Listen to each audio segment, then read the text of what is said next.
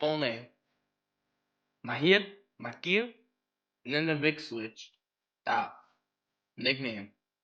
The Magician from Riga. Title. 8th World Chess Champion, 1916 to 1961. Why? He's an absolutely patron saint of the move that I just played in this game. The most disgusting, filthy, dogmatic, rip-apart position. Oh my goodness. I usually don't play like that type of style. But when I seen the ability of just sacrificing my rook to force mate into, I couldn't say no. I didn't even care if I lost the game. I didn't care if it was something like this. I digress. Let me go back and let's get started. Let's start from the game.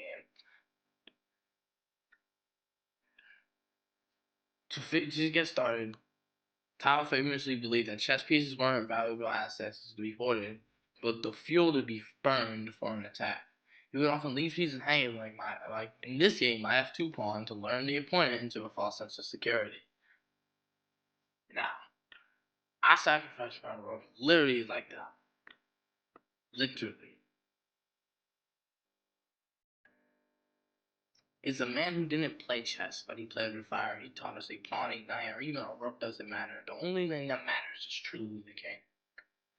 As you've seen before, highlighting move 25. The absolutely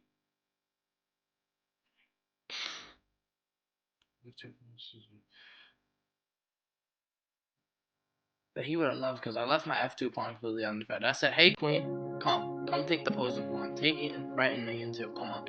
Take it. You won't take it. You won't take it.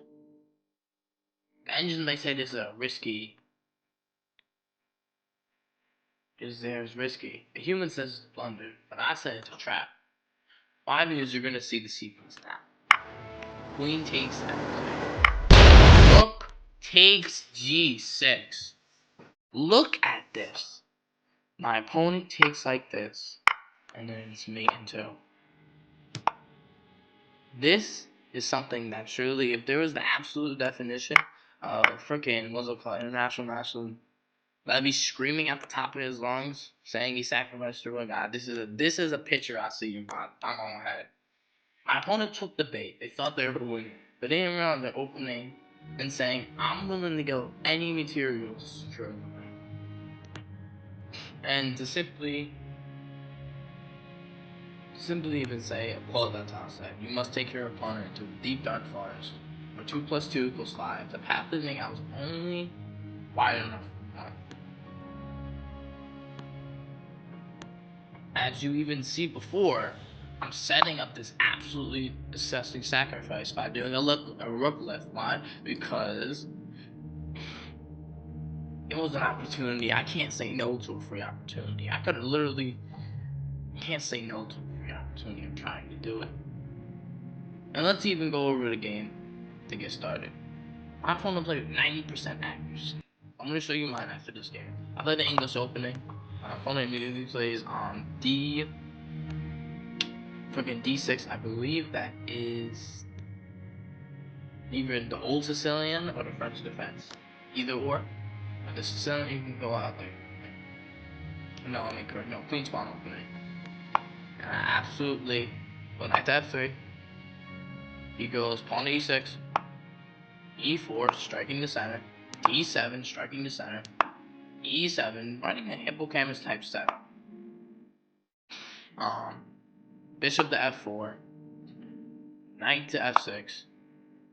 Knight to c3. I'm just simply saying, hey, if you want me to have the golden position in chess, I cannot say no to a golden position in chess. I can't say no to that. And take the 3 disgusting pawn attacks in the center.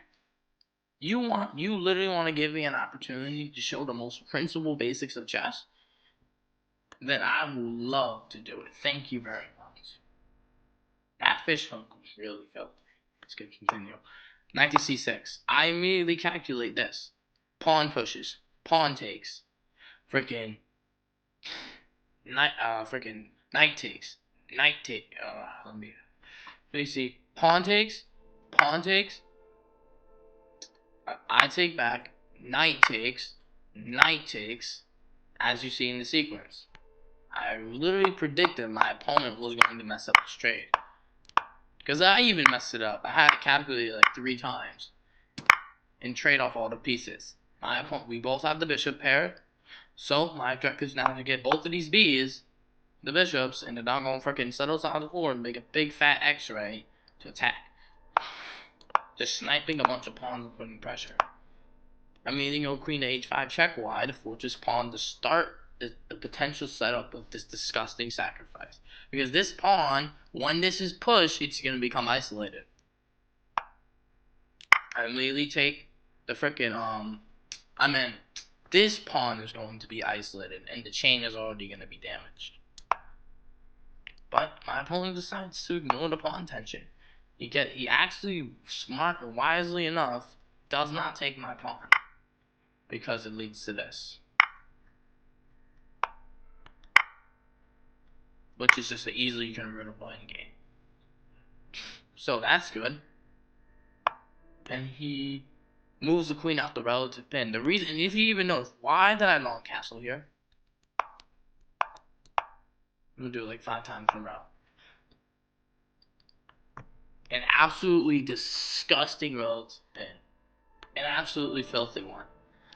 I mean, my opponent goes queen to c7. I go queen to h6, checking the king. I immediately, but also one of the best things about queenside castling is that this bishop can always get on this light square and constantly have a threat in this pawn, which I noticed and immediately push to. But immediately my opponent goes rook to d8. Not d8. I meant the d file on the 8th rank. I immediately think to myself, why the hell is my opponent just putting himself in a relative pin? We know the queen defends it, but like, what are you doing, man? You're not gonna move that. And I simply put my knight to the center of the board.